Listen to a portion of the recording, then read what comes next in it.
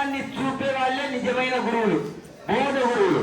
విష్ణునకు గురువును ఆశ్రయించిన చూడండి ఎటువంటిదో విషయముకు మనకు విశదీకపరిచి మనల్ని అందరినీ ఇక్కడ తృప్తిపరిచి పంపిస్తున్నాడు. కాబట్టి విష్ణునకు గురువును ఆశ్రయించిన